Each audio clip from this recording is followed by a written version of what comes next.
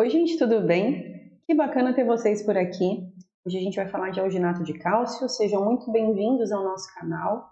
Desde já eu peço o like de vocês, peço que se inscrevam no nosso canal, peço que comentem e também compartilhem.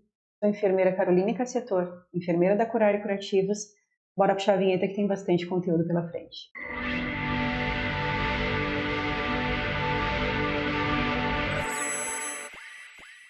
Então vamos falar de alginato de cálcio, gente? O que é o alginato de cálcio, né? O alginato de cálcio ele é um derivado de algas marinhas marrons, apesar de ser branco, né? E ele trabalha no nosso organismo diretamente com a remoção de tecido desvitalizado, hemostasia, como também auxílio na formação do tecido de granulação e controle da temperatura da ferida. Quando a gente fala em alginato de cálcio, a gente sempre tem que falar em feridas exudativas, né, com exudato de moderado a máximo, e podem ser agudas, crônicas, contaminadas ou não. O curativo alginato de cálcio foi um dos primeiros curativos que foram lançados para absorção de secreção de uma ferida. Até hoje amplamente usado, eu particularmente sou muito fã dele para controlar sangramentos em feridas, né? E auxilia muito aí no processo de cicatrização do paciente.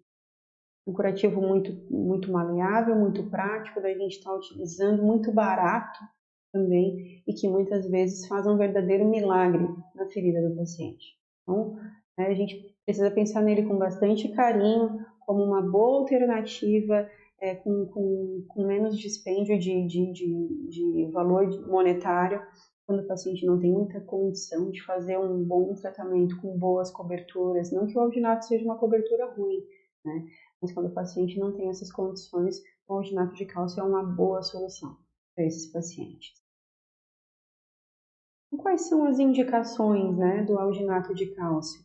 Apesar de ser um curativo bastante barato, né, ele é um curativo que tem várias indicações, um curativo muito versátil.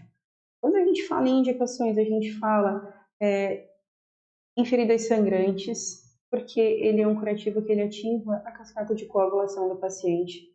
Então, quando a gente vê isso em feridas sangrantes, não é uma ferida sangrante, não é uma hemorragia, gente, uma ferida sangrante, uma ferida que tem um sangramento ativo, mesmo pequeno, mas tem, a gente trabalhar com alginato de cálcio para o controle desse sangramento é uma coisa muito válida. Em casos de feridas exudativas, tá? Porque o alginato de cálcio, ele tem uma tecnologia de absorção de exudato que varia de moderado a máximo, né? E ele trabalha em uma forma de absorção, e essa absorção que ele faz do exudato, ele se transforma num gel, uma geleia, né? E essa geleia que vai trabalhar na formação do tecido de granulação, mantendo o meio úmido, mantendo a temperatura da ferida e também na remoção do tecido desvitalizado. Então, esse gel que fica, que ele acaba aproveitando esse exudato absorvido para se transformar em gel, para a gente conseguir remover um tecido desvitalizado a partir daí, liquefazendo também esse tecido desvitalizado, é que faz do alginato de cálcio uma cobertura muito especial. É o que faz eu ser apegada nele, né? São muitos anos de experiência, acabo utilizando ele um pouquinho mais do que outros profissionais que se formaram um pouco depois de mim, né? Então, como é que ele funciona? Só para a gente conseguir entender a função dele, o mecanismo de ação dele no nosso organismo, né? Como é que ele vai funcionar? Como é que ele vai tirar essa secreção da ferida? Como é que ele vai remover tecido desvitalizado? De que forma? Qual é o mecanismo de ação do alginato de cálcio, né? O nome já diz, ele é rico em cálcio, impregnado com cálcio, né? Então, esse cálcio, quando ele entra em contato com o leito da ferida, né? Esses íons de cálcio, eles vão fazer o que? Existe um controle no nosso organismo que é um controle que a gente chama de equilíbrio cálcio-sódio. Isso faz com que haja uma pressão osmótica muito grande aqui na região da riqueza do cálcio, que é da cobertura da ferida mesmo, e faz com que os íons de sódio do organismo da pessoa portadora de feridas migrem para essa região aqui de riqueza de cálcio, onde existe muito cálcio, na tentativa de fazer um equilíbrio, o equilíbrio cálcio-sódio. Então, esse sódio vindo para cá, migrando para a parte da cobertura de alginato de cálcio, ele leva junto com ele também líquido, leva junto com ele também água, o que faz com que eu consiga eliminar ali o excesso de exudato presente na ferida do paciente e junto com isso eu consigo liquefazer o tecido desvitalizado. Eu liquefazendo o tecido desvitalizado, eu vou conseguir removê-lo. Esse gel que forma a partir desse equilíbrio cálcio-sódio, esse gel vai auxiliar na manutenção do meio úmido da ferida, como também vai auxiliar na manutenção da temperatura da ferida, mantendo o ambiente da ferida ótimo para cicatrização. Por quê? Porque vai ter meio úmido e um meio úmido controlado, vai ter uma temperatura adequada, justamente porque esse meio úmido controlado está em contato com o corpo do paciente, como também vai ter a remoção do tecido desvitalizado. Ok? E por que ele tem essa função de hemostasia?